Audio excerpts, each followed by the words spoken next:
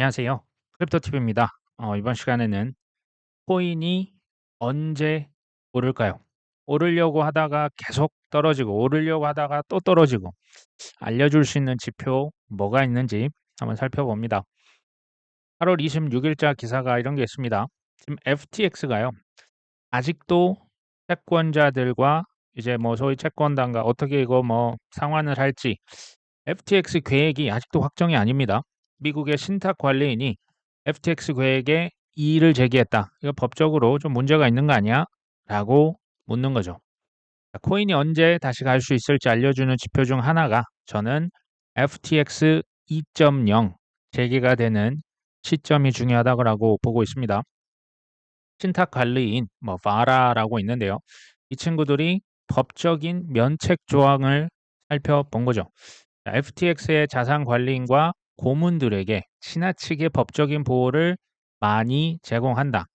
그러니까 이제 FTX 피해를 입은 어떤 뭐 채권자들, 피해 입은 어떤 선량한 투자자보다도 그 관리하고 있는 사람들, 고문들에게 특권을 많이 줬다.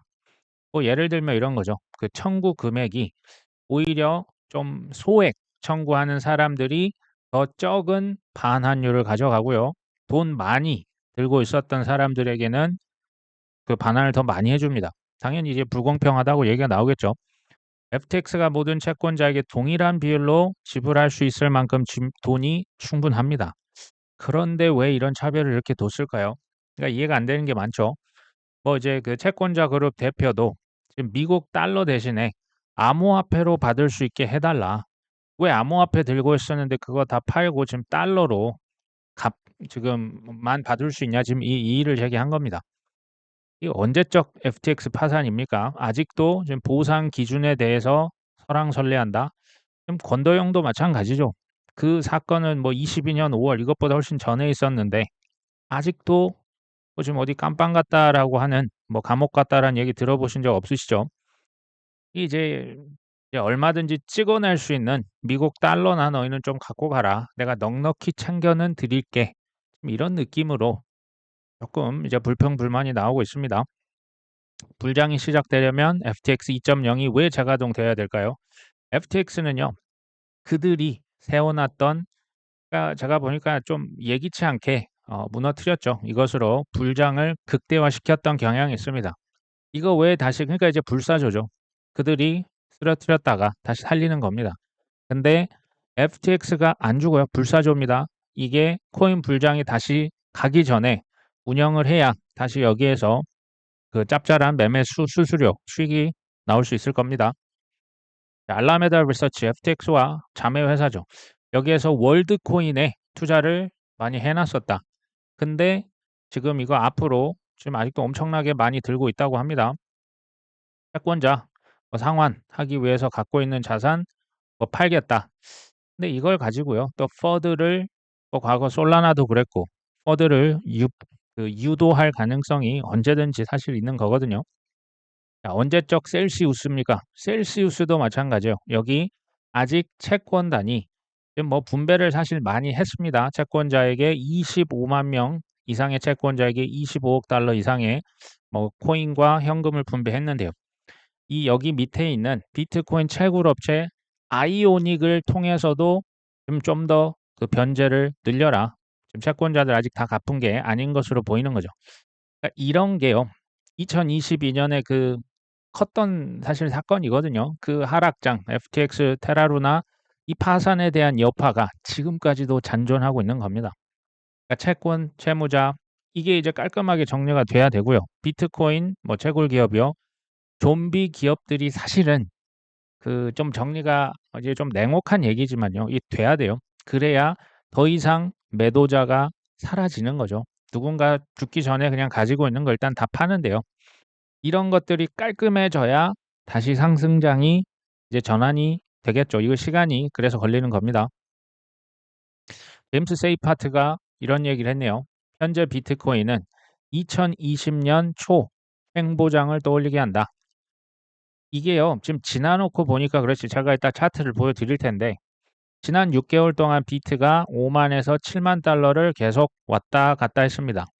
근데 2019년 중반부터 20년 초중반까지 $7,000에서 $10,000.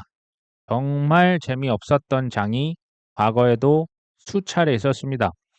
제가 이더리움 클래식 차트를 가져왔는데 왜 이더리움 클래식이냐? 2017년부터 차트가 나오는 코인이 거의 없습니다. 이게요, 그 소위 말하는 올드 코인이 아닌 이상 차트 전체로 보기가 이제 힘들어요. 근데 어찌됐건 2018년 1월 달 정점을 찍고 하락장이 얼마나 과거에 지속된지 보이십니까? 18년 1월부터 2020년 12월, 21년 초반까지만 해도 최고점이 뭡니까? 바닥에서 놀고 있었죠. 이 3년 동안 지긋지긋한 하락장. 근데요, 이 3년을 넘어가고 한 3년 반, 3년 5개월, 6개월이 되니까 최고점을 찍었네요. 불과 5달 만에 이게 이제 소위 말하는 바나나 존이라고 하지 않습니까? 지금의 하락장이요. 뭐 이제 최고점부터 하면 대략 3년이 됐지만, 뭐 22년 그냥 1월 기준으로 했을 때는 2년 반 조금 넘었습니다. 가격이 계속 재미가 없습니다. 이전의 고점이 사실은 요원에 보이는 뭐 거의 뭐 마이너스 90% 아닙니까? 이더리움 클래식만 이럴까요? 우리들이 많이 또 들고 있는 도지코인 가져와 봤습니다. 이것도요. 그러니까 올드한 코인 2010 이게 14년이었나요? 5년부터 있었던 코인인데 이때 초반에 한 3년에서 4년간 어땠는지 아십니까? 이 지금 가격이요. 플랫이죠. 이게 뭐 급등락이 있는데 의미가 없죠. 굉장히 낮았습니다. 코인 시총도 낮고 가격도 낮았는데 이 하락장이 3년이 넘게 지속이 됐습니다. 그러다가 가격이 치솟기 시작했죠. 이때가 21년 4월, 5월 경입니다. 약 6주 만에 가격이 20배 상승했습니다. 정확히 한 달 반 만에 이렇게 됐고요. 2020년 3월 달, 뭐 소위 뭐 팬데믹 그때 이제 한번 바닥 쳤을 때 대비하면 대략 700배 넘게 상승을 했습니다. 우리가 바닥을 잡아서 꼭지에 팔 가능성은 없지만 그냥 이제 참고로 말씀을 드렸고요. 21년 5월 달 뭐 최고점 찍고 지금 거의 3년이 넘게 이 최고점이 너무나 높게 보입니다. 지금 가격 이전 최고점에 비하면 여전히 뭐 어마어마하게 낮은 지금 가격이죠. 그러니까 이것을 보시면서도 지금 사실 그 교훈을 좀 얻으셨으면 하는 마음에 첫 번째는 뭐냐? 하락장에서 이제 욕을 하고 뭐 불평을 하면서 뭐 퇴퇴퇴하고 떠나신 분들의 돈이 지금 누구한테 이동을 했다고 보시면 될까요? 하락장에서 똑같은 지금과 같은 하락장, 재미없는 장입니다. 근데 누구는 팔고 떠났고요. 누군가는 원화채굴 열심히 하면서 계속 시간 될 때마다 주었습니다. 줍줍족, 인내심 있는 족들에게 돈이 이동을 한 거죠. 그게 지금 차이가 납니까? 지금 차이 안 납니다. 언제 난다? 마지막에 한 달, 두 달, 이 바나나 존으로 수직으로 꺾일 때 자산이 이동했고 손바뀜이 빛을 발하는 순간이 오는 겁니다. 더 재밌는 것은 이 줍줍족 하락장에 열심히 주우시는 분들의 큰 수익이 나는 이유가 뭔지 아십니까? 바로 하락장에서 욕을 하고 떠나셨던 그 매도족들 때문입니다. 이게 무슨 얘기냐? 하락장에서 파시고 떠나시고 다시 안 들어오면 차라리 낫습니다. 근데 나중에 이제 해가 바뀌고 뭐 대선 끝나고 뭐 모르겠습니다. SEC 뭐 아마 바뀌겠죠. 여러 가지 이유로 뭐 금리 인하하고 유동성이 다시 살포가 되고 주변에서 다시 또 코인 불장, 뭐 주식 불장, 유동성이 주체가 안 되고 뭐 예전만큼 아니겠지만 다시 올라가면요. 사람 심리가 한 번 떠났다고 다시 안 들어온다는 법이 없습니다. 오히려 그러니까 이게요. 그 사회적인 어떤 프레셔거든요. 그 압력에 이게 쉽지 않아요. 그걸 거부를 하는 그러니까 포모가 그런 거고요. 벼락거지 다 비슷하잖아요. 하락장에서 떠나셨던 분들이 저는 상승장에 수도 없이 다시 들어왔던 정말 제 주변에 굉장히 많으셨거든요. 이 사람들 때문에 줍줍족 존버하시는 인내였던 이런 분들이 20배 수익을 가져갈 수가 있는 거예요. 그분들이 다 올려놓는 겁니다. 여기에 이제 과거와는 조금 다르게 기관 투자자들도 많이 몰리겠죠. 세 번째는 코인 투자 지금 이거 뭐 계속 말씀을 드리는데 이것을 좀 눈으로 보셨으면 하는 바람에서 지금 이걸 제가 가져왔고요. 4년 주기에서 3년 또 3년 반까지 정말 매우 재미없습니다. 정말 매우 재미없어요. 지금 제가 보여드렸잖아요. 3년이 넘게 횡보하는 게 이게 말이 3년이지 거의 영원과 같은 세월입니다. 그리고 특히 마지막 6개월 그중에서도 한 달에서 두 달 이때 내 수익률이 극대화됩니다. 이걸 잘 기억하셨으면 좋겠습니다.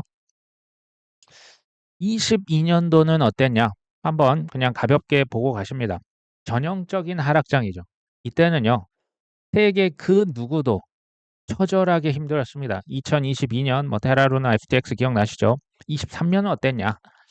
제 기준에는 하락다운 하락이 전혀 없었습니다. 뭐 은행 위기요? 그 정도 하락이 없었던 해가 과연 있었습니까? 뭐 제가 볼 때 10%도 아닌 하락은 그냥 역대급으로 따뜻했던 봄입니다. 그게 작년이었습니다. 24년, 올해는 제가 뭐 23년부터 계속 말씀드렸죠. 이 여름인데 지나놓고 보면 처음 시작했던 점 대비해서 많이 올라 있을 것이다. 하지만 뭐라고 말씀드렸습니까? 태풍, 장마, 소나기가 엄청나게 몰아칠 수 있다. 지금 뭐 지긋지긋한 건 뭐 굳이 하면 이제 장마의 비유를 하면 될까요? 지금 24년은요, 22년, 23년에 의해서 24년, 지금 하락 조정이 거의 3년 다 돼가고 있죠. 이러니 가격이 안 오르니 다 끝났어. 코인은 망했어. 라고 하는 게 너무나 자연스러운 반응입니다. 이게 자연스러운 겁니다. 근데 코인 투자를 이기려면요, 그 자연스러운 그 프레셔를 이겨내야만 합니다. 이게 절대 쉽지 않습니다. 이제 뭐 4년 주기다, 뭐 반감기다, 뭐 유동성 금리 인하 다시 머니 프린터 돌릴 것이다, 미국 대선이 있다 얘기하면 나 그거 알아 라고 대부분 얘기하실 거거든요. 근데 제가 볼 때는 들어봐서 아는 거, 뭐 비트코인 알아? 나 이더리움 알아? 디파이 알아? 인공지능 알아? 그 알아라고 하는 그 들어봤다라고 하는 것과 진짜 많은 지식을 쌓으시고요. 직접 내가 경험을 해보는 거죠. 투자도 해보고 사업도 해보고 근데 이게 다 성공을 하겠습니까? 무조건 실패를 겪습니다. 이게 한 번이냐, 두 번이냐, 세 번이냐, 재기가 불가능할 정도의 실패냐, 아니냐. 이런 숱한 시행착오를 겪은 다음에 얻은 지식과 확신은 저는 이게 진짜, 아, 나 비트코인 뭔지 알아. 이게 확실히 아는 거 아닐까요? 코인 투자요. 이게 90%는 저는 이거 저도 알아요. 이게 다 같이 잘 되고 했으면 좋겠는데 세상에 절대 그런 거 없습니다. 90%는 욕하면서 다 떠날 거고요. 과거에도 그랬고 앞으로 또 그럴 겁니다. 제가 볼 때 의미 있는 수익을 거둔다 2%에서 5% 사이입니다. 쉽지 않습니다. 근데 이 안타까운 건 이거예요. 그 하락장에서 못 버티고 팔고 나가는 게 자연스러운데 이분들이 나중에 뭉칫돈 들고 다시 들어올 것이다. 이런 분들을 한두 번 봤겠습니까? 근데 예전에 예를 들면 21년 5월달 석가탄신일 때 크게 이제 부처빔이라고 있었지 않습니까? 그때 또 다시 또 떠납니다. 이게 이제 무한 반복돼요. 이게 좀 과장을 하면 죽음과도 같은 기나긴 터널이죠. 이게 생존율이 낮습니다. 이 디스코 팡팡도 그냥 처음에 뭐 5분, 10분이야 재미로 타는데요. 이게 내려줄 생각이 없으면 대부분 쉽지 않습니다. 포기합니다. 그래서 지금은 주변에서 저 코인 뭐 사면 돼요? 물어보면요. 일단 사면 일단 반토막은 기본이고 한 달 지나고 두 달 지나면 마이너스 한 7, 80% 떨어질 수 있다. 비트는 뭐 마이너스 한 2, 30%뭐 괜찮으시죠? 하면 대개는 씩 웃으시면서 정말 떠나갑니다. 이거 정말 한번 써보시면 아마 비슷할 겁니다. 뭐 요즘 같을 때는 이제 관심이 별로 없겠지만 나중에 이제 많이 올라가면 이런 식으로 답을 해도 난 그래도 알고 싶다. 그럼 뭐 잘 설명해 주시면 되겠죠. 이게요, 그 22년도 테라 루나 이제 무너졌을 때 시타델이 연루가 됐다. 이제 공매도 했다. 의혹으로만 남았는데 이제 재판하다가 바짓가랭이 잡으려는 심정으로 지금 뭐라고 했습니까? 나 증거를 가지고 있다. 당연히 증거 있겠죠. 이게 다 얘기가 블랙락, 시타델, 테라폼 랩스가 얘기가 안 되고 이게 됐겠습니까? 증거 당연히 있죠. 22년 5월 뒤에 뭐 블랙락 스타들이 있었다. 하락장의 시작을 블랙락이 공매도라고 하는 폭탄을 투하하면서부터 시작이 됐다라고 보는 의견이 있습니다. 22년 4월 달 블랙락이 어디 투자합니까? 서클에 4억 달러입니다. 우리 돈 5천억이 넘는 돈을 블랙락만 한 건 아니고요. 뭐 피델리티도 투자를 했죠. 22년 8월 달 이 하락장에 아주 부지런히 움직였던데 또 누굽니까? 블랙락이네요. 파트너십 체결. 투자 엄청 했습니다. 비트코인 채굴 기업 투자는 무려 20년으로 거슬러 갑니다. 네, 찾아보시면 다 나옵니다. 2023년 6월 달 블랙락에서 현물 비트코인 ETF를 신청합니다. 자, ETF를 신청했다. 확률 100%입니다. 99.8%인데요. 그거 좀 이제 의미가 없는 거고 100%입니다. 이게 무슨 얘기냐? 교통 정리가 아주 오래전에 다 끝났고 신청서를 냈다라고 하는 것은 이견이 없다. 그냥 이렇게 보시면 돼요. 앞으로도 그럴 겁니다. 그러니까 이게 23년 하반기, 올해 상반기에 코인이 왜 올랐습니까? 솔직히 다른 거 다 차치하고요. 블랙락이 ETF를 신청했기 때문에 신청 자체가 그냥 호재로 작용했던 거 기억나십니까?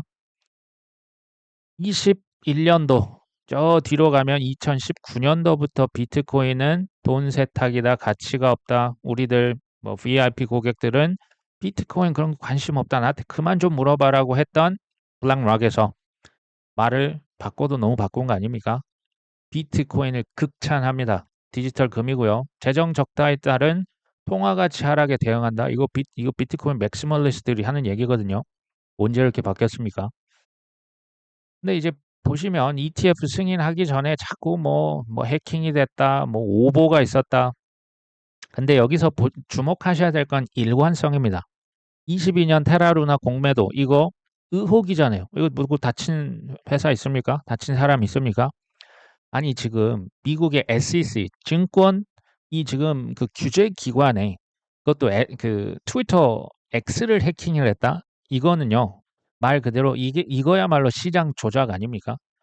그리고 뭐 그 언론에서 ETF 오보였다. 그 인턴이 실수한 거다. 정말 이렇게 넘어갈 수 있습니까? 금융 사기에 대해서 미국 같은 솔직히 이 선진국은 굉장히 엄격하거든요. 아무도 안 다쳐요. 이게 일관성입니다. 코인이 왜 내 마음대로 안 움직여? 왜 이렇게 찌그러져 있어? 라고 하시는 분들 보면 저는 조금 사실 놀랍긴 하죠. 법이 의미가 없는 이들과 지금 너씨 나랑 한판 붙어볼래? 지금 이런 느낌이거든요. 이게 저는 이해가 잘 안 되는 거죠. 올해 2월 달 또 재밌죠. 이더리움 ETF를 블랙락 피델리티보다 블랙락입니다. 그냥 블랙락이 하면 가고요. 피델리티는 조금 약해요. 어쨌든 지금 ETF 이더리움을 신청했는데 이게 한번 생각해 보십시오. 이더리움이 뭐 증권입니까? 기자가 물어보면 입을 앙 다물죠. 게리 겐슬러 말하는 겁니다. 절대 코멘트 하지 않습니다. 예전에 대학 교수일 때는 상품이라고 막 엄청나게 떠들었던 게 이미 다 동영상이 남아 있는데 이제 그 위원장 되니까 입을 닫는 거죠. 이더리움 퍼드 온갖 퍼드 다 유포해서 뭐 이더리움 재단 뭐 컨센시스 조사하고 뭐 거래소 다 기소시키고 그 퍼드를 양성해 놓고 모두의 예상을 뒤엎고 이더리움 ETF 어떻게 됐습니까? 이거 뭐 거의 날치기 승인 아닙니까? 아무도 예상 못하게 해놓고 그거 갑자기 뭐 대선이 있으니까 뭐 이거 말도 안 되잖아요. 누가 봐도 이거 억지 아닙니까? 검은돌 형님들을 제가 보니까 좀 너무 과소평가를 하는 건지 잘 모르시는 건지 그런 것 같아요. 그래서 이번 편을 다시 한번 복습하는 차원이죠. 수십 년 전부터 이 판을 짰다니까요. 근데 이게 이제 뭐 저는 잘 이해가 안 됩니다. 24년 3월 달 블랙락이 코인베이스와 손잡고 뭘 드디어 RWA, 뭐 비들 펀드 이런 거 출시했죠. 자산 토큰화, everything will be tokenized라고 레리 핑크 회장 이거 그 사람이 얘기했어요. 시작을 누가 했다? 블랙락. RWA 펀드를 어디에 론칭했습니까? 이더리움. 이더리움 위에다 했으니까 이더리움 ETF도 당연히 승인해야죠. 이거 엄청나게 많이 필요한 겁니다. 이더리움이. 그러니까 레이어 2도 엄청나게 나오는 거죠. 21년 7월 달. 자, 인터뷰 19년, 20, 21년 이때요. 지금 레리 핑크 회장 표정 보이십니까? 아, 자꾸 물어보지 말라니까. 진짜 우리 고객들 관심 없어. 암호화폐 블록체인만 혁신이고 이거 기억나십니까? 비트코인 그런 소리 좀 그만해. 아무도 관심 없어라고 정말 수십 번 인터뷰한 것 같아요. 지금 그 데자뷰를 올해 7월 달 이제 로버트 미치닉은 뭐 우리로 치면 전무이사 정도 됩니다. 블랙락의 임원이 솔라나 ETF 얘기 좀 하지 말라니까. 우리 고객 지금 관심 없어. 지금 압도적인 고객의 관심은 어디 있다? 비트코인. 그 다음은 이더리움. 이 두 가지 외에는 관심이 있다, 없다? 없다. 거기서 많이 봤던 광경 아닙니까? 왜냐하면 지금 비트 이더 지금 ETF 승인된 게 지금 얼마 전이지 않습니까? 이거 지금 한창 세일즈를 지금 비트는 역대급 성공이에요. 이더리움도 ETF 전체 ETF 올해 7위에 랭크돼 있습니다. 지금 둘 다 성공입니다. 1위, 2위 형님들 순서가 있고 솔라나는 한 지금 4위 정도 됩니까? 4위, 5위 기다려야죠. 이 말은 이제 그 괄호 열고 닫고입니다. 이 블랙록의 임원은 아까 로버트 미치닉과는 다른 사람입니다. 이건 사마라 코엔이라고 여자분인데 이분은 솔라나 ETF에 대해서 말실수를 하신 분이죠. 당분간 없다.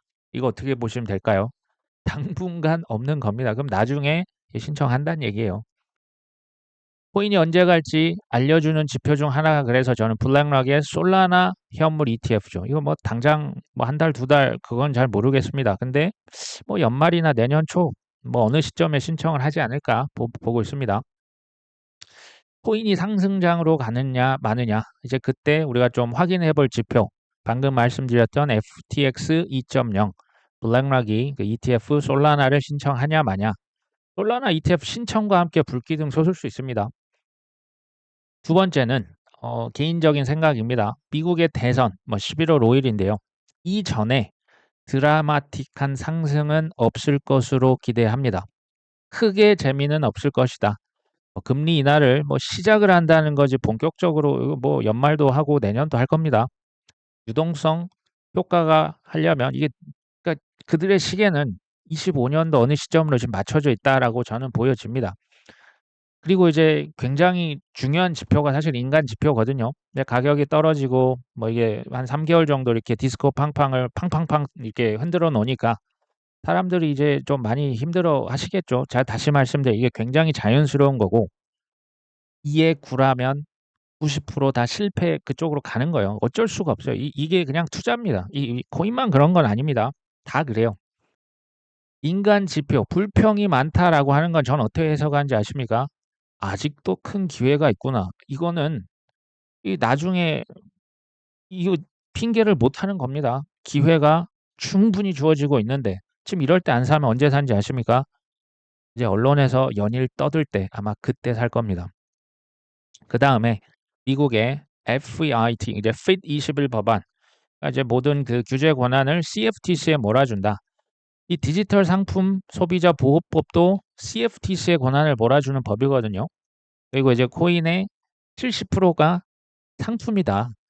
이런 법들이 심지어 지금 이 디지털 상품 소비자 보호법은 2년째 계류만 하고 있습니다. 통과를 안 시키고 있는 거죠. FIT 21 법안은 하원은 통과했고 상원에서 통과를 기다리고 있는데 상원은 데드라인이 없어요. 그러니까 이걸 지금 뒤로 지금 미루고 있는 거죠. 이거 두 개 통과되면요. 그 뭐 예전에 봤던 SEP 121 그 회계 지침이랑은 차원이 다른 법들입니다. 이거 되면요. 규제 명확성이 그냥 끝이 납니다.